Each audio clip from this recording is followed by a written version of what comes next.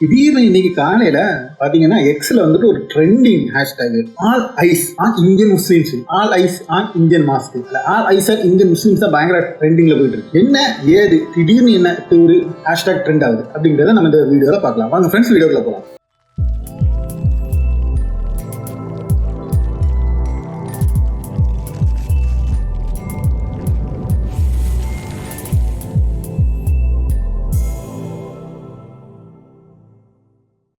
Hi friends, welcome back to SJ Tamil Nadu செய்திகள் and நான் உங்கள் SJ.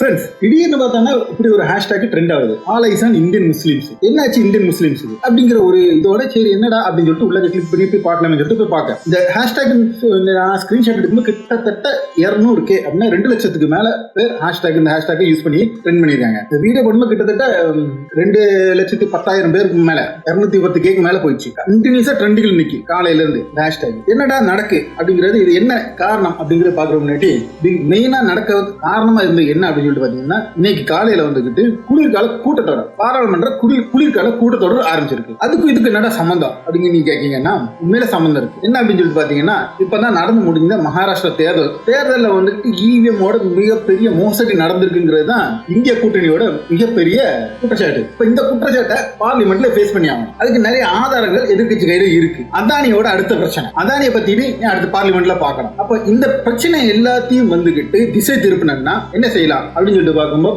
யோகியை விழிச்சு ஒரு கலவரத்தை பண்ணு அப்படின்னு டாப்ல போல தெரியுது. மோடி கரெக்டா பாராளுமன்றம் தொடங்குறதுக்கு முந்தின நாள் அன்னைக்கு பெரிய கலவரம். என்ன அந்த கலவரம், எதுக்கு இந்த கலவரம், ஏன் நடந்துச்சு அப்படின்னு சொல்லிட்டு பார்க்கும்போது இது நடந்தது யூபியில் உள்ள சம்பால் அப்படிங்கிற இடத்துல உள்ள ஒரு ஷாஹி ஜும்மா மஸ்ஜித் அப்படிங்கிற இடத்துல வந்துட்டு மிகப்பெரிய போராட்டம் நடக்குது. ஏன் இந்த போராட்டம் நடக்குது, சும்மா இருந்த சங்க ஊதி கெடுத்தான ஆண்டி அப்படிங்கிற மாதிரி பழைய காலத்தில் உள்ள இந்த ஜும்மா மஸ்ஜித ரீசர்வே பண்ண போறேன் அப்படின்னு சொல்லிட்டு சர்வே டீம் வந்துட்டு, சர்வே டீமும் மட்டும் இல்லாம கொஞ்சம் ஹிந்து அமைப்பு ஆளுகளும் சேர்ந்து உள்ள வந்திருக்காப்ல. சர்வே டீம் மட்டும் வந்து சர்வே பண்ணிட்டு போறது வேற பிரச்சனை.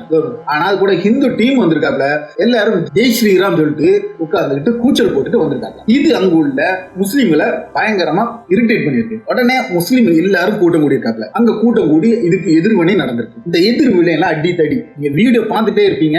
அது யூடியூப் வந்துட்டு ஸ்ட்ரைக் கொடுக்கலன்னா உங்களுக்கு வந்துகிட்டு அந்த வீடியோஸ் வந்து வந்துட்டு இருக்கு. அப்ப அந்த வீடியோஸ்ல நீங்க பார்க்கும்போது பார்க்கலாம், போலீஸ் எல்லாம் வந்துகிட்டு கல்ல தூக்கி அவங்க மேல எரியல. அந்த பள்ளிவாசலுக்குள்ள இருக்கிற அந்த இளைஞர்கள் மேல வந்துகிட்டு கல்லு தூக்கி எறியுது. கண் மூடித்தனமா அங்க இங்கன்னு சுடுறது அப்படின்னு சொல்லிட்டு கிட்டத்தட்ட 3 இளைஞர்கள், இந்த போட்டோல பாக்கீங்களா, இந்த போட்டோல பாக்குற 3 இளைஞர்கள் வந்துட்டு கொல்லப்பட்டிருக்காப்ல இந்த ஒரு பிரச்சனையில. இது மிகப்பெரிய ட்ரெண்டிங் ஆயிருக்கு. இந்தியாவுக்கு மிகப்பெரிய கேவலம். ஏன் அப்படின்னு சொல்லிட்டு பாத்தீங்கன்னா, உள்நாட்டுல ஏகப்பட்ட பிரச்சனை இருக்கும், நம்ம உள்நாட்டுக்குள்ள அடிச்சு தீர்த்துக்கிட வேண்டியதான் அப்படிங்கிற அளவுக்கு நம்ம பேசி முடிக்கலாம். ஆனா இதுவே அது வெளியேற போகும்போது, வெளியில போக்கஸ் ஆகும்போது, ஏற்கனவே வந்து இந்தியன் முஸ்லிம்களுக்கு வந்து பாதுகாப்பு இல்லை அப்படிங்கிற அளவுக்கு தான் ஒரு இமேஜ் வந்துகிட்டு வெளிநாட்டுல இந்திய மாநிலம் இதெல்லாம் இருக்கு. இது மட்டும் இல்லாம பாகிஸ்தான் பிரச்சனை அது ஒரு சைடு போயிட்டு இருக்கு. அதுல இந்தியாவோட இமேஜ் சரிவடைஞ்சிருக்கு. இதற்கு மத்தியில தான் இப்போ இந்த ஹேஷ்டேக். இதுல இப்ப பாருங்க, இந்த ஹேஷ்டேக் நான் காமிக்கிறேன். இது வந்துகிட்டு ஷேர் பண்ணி ஃபாலோ பண்ணிருக்கு அப்படிங்கிறது பாத்தீங்கன்னா, அது இஸ்ரேல் பாலஸ்தீன் பிரச்சனையா காசாவை சப்போர்ட் பண்ணிட்டு போடுற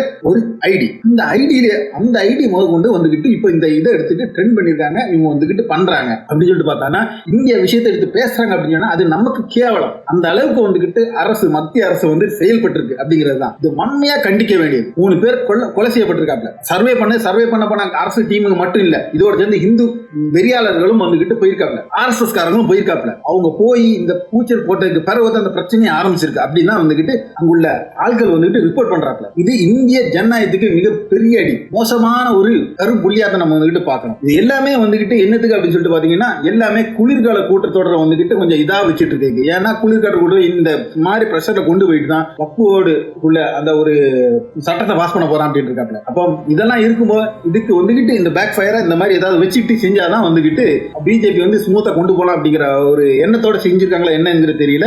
இந்த விஷயத்த இது வேற எந்த ஒரு மெயின் ஸ்ட்ரீம் மீடியாவுமே கவர் பண்ணல. இவ்வளவு பெரிய பிரச்சனை ஆயிருக்கு. மிகப்பெரிய கிட்டத்தட்ட இஷ்யூவை பாபர் மஸ்ஜித் பிரச்சனைக்கு ஈக்குவலா கொண்டு போறாங்களோ அப்படிங்கிற ஒரு பேச்சு கூட வந்துட்டு இருக்கு. இது மத்தியில இந்த கோது மீடியானாலும் சரி தமிழ் மீடியானாலும் சரி யாருமே இந்த விஷயத்த 4 பேர் இறந்திருக்காப்ல, ஒரு மிகப்பெரிய கலவரம் நடந்திருக்கு, அதை பத்தி ஒண்ணுமே பேச மாட்டேங்காப்ல. ஒண்ணுமே பேசாம இந்த நியூஸ் அப்படியே மூடி மறைக்கிறாங்க.